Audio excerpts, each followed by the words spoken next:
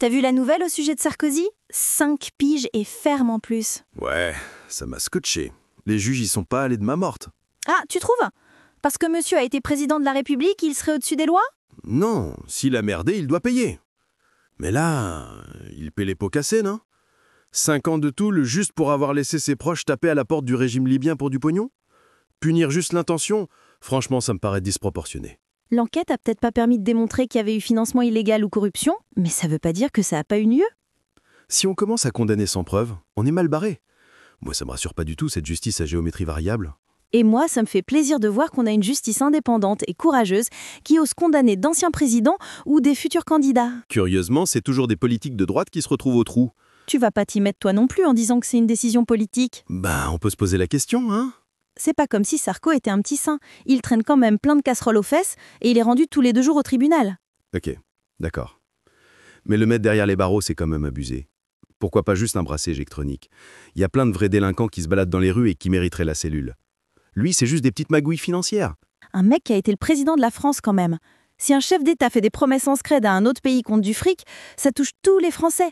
C'est pas des broutilles. Ouais, mais c'est pas un serial killer non plus. Peut-être, mais en tout cas, ce jugement montre que personne n'est intouchable. J'espère que ça va servir de leçon à tous les politicards et qu'ils vont se tenir à carreau. Avant d'expliquer le lexique, voici une petite explication sur le contexte. Nicolas Sarkozy, ancien président de la République française de 2007 à 2012, a été condamné le 25 septembre 2025 à 5 ans de prison ferme pour association de malfaiteurs dans l'affaire du financement libyen présumé de sa campagne présidentielle de 2007. Le tribunal a estimé qu'il avait participé avec plusieurs proches à la mise en place d'une entente destinée à organiser un financement illicite provenant de l'État libyen dans le but de favoriser sa conquête du pouvoir et d'exercer ensuite un retour d'ascenseur envers le régime de Kadhafi. Toutefois, il a été relaxé des autres chefs d'accusation, notamment la corruption passive, le détournement de fonds publics libyens et le financement illégal de campagnes électorales. La seule infraction retenue reste donc l'association de malfaiteurs, caractérisée par la préparation d'un système de corruption et de financement illégal, bien que le tribunal ait reconnu l'absence d'enrichissement direct. Selon le jugement, cette organisation portait sur des actes d'une gravité exceptionnelle, de nature à altérer la confiance des citoyens dans les institutions et la République. Il s'agit d'une peine assortie d'un mandat de dépôt à effet différé avec exécution provisoire, ce qui signifie qu'il sera incarcéré prochainement, même s'il a annoncé faire appel. C'est la première fois sous la Ve République qu'un ancien chef d'État est condamné à la prison ferme et doit effectivement aller en détention. Et maintenant, parlons du lexique. Dans le dialogue, la phrase « T'as vu la dernière sur Sarkozy, 5 piges fermes » signifie que Sarkozy a été condamné à 5 ans de prison ferme, c'est-à-dire une peine qui doit être effectuée réellement et qui n'est pas un sursis. Le mot « pige » est familier et signifie ici « année ». Dans le dialogue, la phrase « J'étais scotché » signifie que l'interlocuteur a été très surpris ou choqué par la sévérité de la peine. L'expression « être scotché » est familière et signifie généralement être étonné ou bouche bée.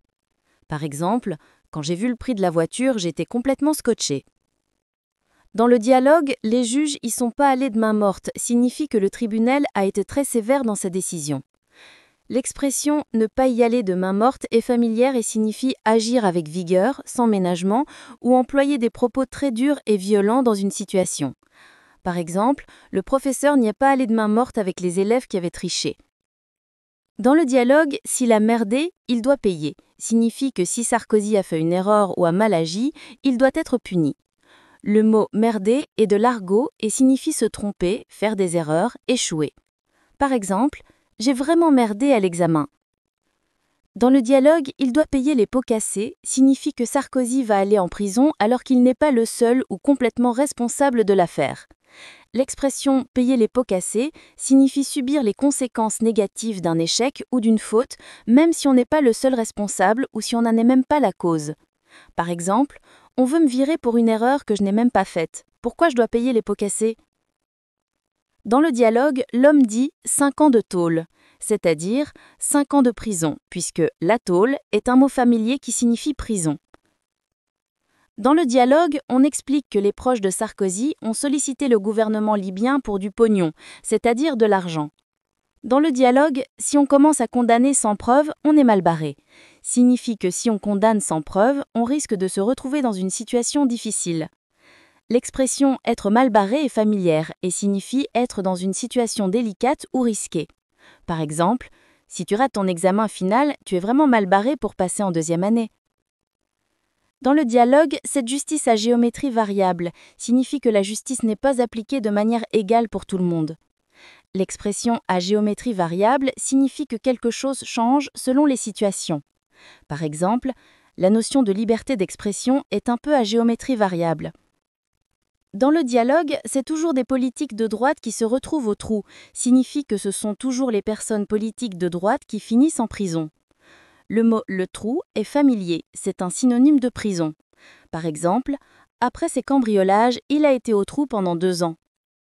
Dans le dialogue, il traîne plein de casseroles aux fesses, signifie que Sarkozy a déjà des affaires judiciaires ou des problèmes passés.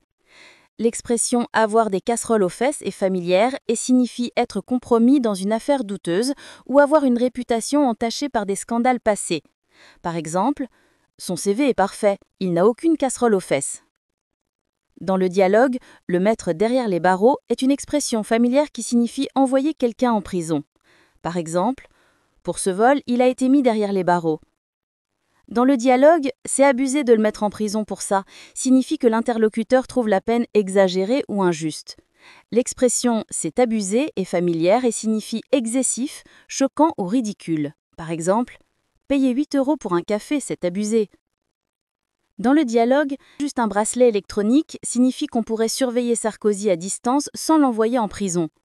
Un bracelet électronique est un dispositif permettant de contrôler les déplacements d'une personne condamnée ou en attente de jugement. Par exemple, les prisonniers en liberté surveillée sont munis d'un bracelet électronique. Dans le dialogue, lui, c'est juste des petites magouilles financières. Signifie que Sarkozy a été impliqué dans des trafics ou petites affaires financières à la limite de la légalité. Le mot magouille est familier et désigne des manœuvres malhonnêtes. Par exemple, il n'a pas d'emploi, il vit de petites magouilles.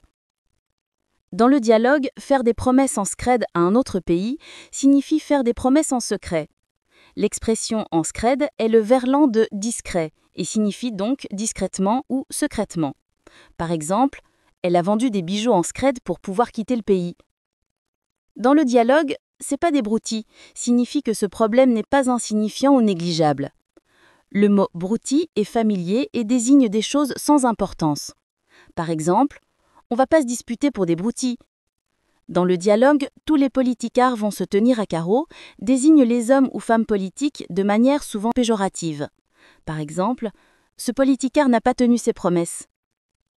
Dans le dialogue, qu'ils vont se tenir à carreau signifie que les politiciens devront désormais faire attention à leurs actes.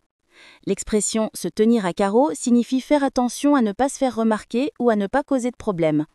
Par exemple, le nouveau prof de maths est hyper sévère, du coup mon fils se tient à carreau. Et maintenant, voici une reformulation du dialogue en français moins familier et moins imagé. Tu as vu la nouvelle concernant Sarkozy ? 5 ans de prison ferme ? Oui, ça m'a vraiment surpris. Les juges ont été très sévères. Ah bon ? Tu trouves ? Sous prétexte qu'il a été président de la République, il serait au-dessus des lois ? Non, s'il a commis des erreurs, il doit en assumer les conséquences.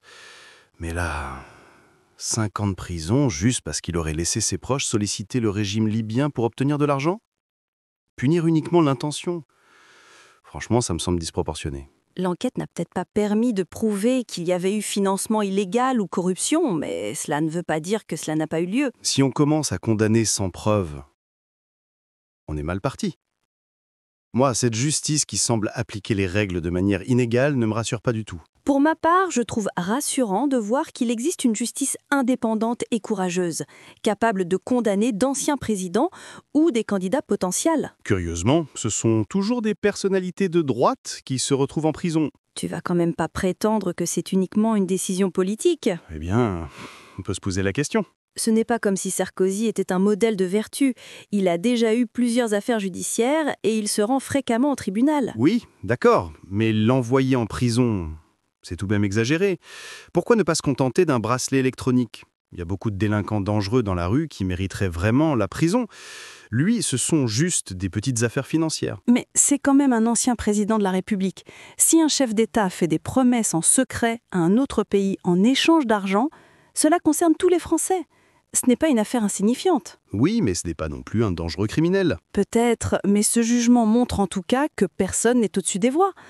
J'espère que cela servira de leçon à tous les hommes politiques et qu'ils agiront avec plus de prudence. Merci d'avoir regardé cette vidéo. N'hésitez pas à laisser des commentaires et à liker. À bientôt pour d'autres vidéos.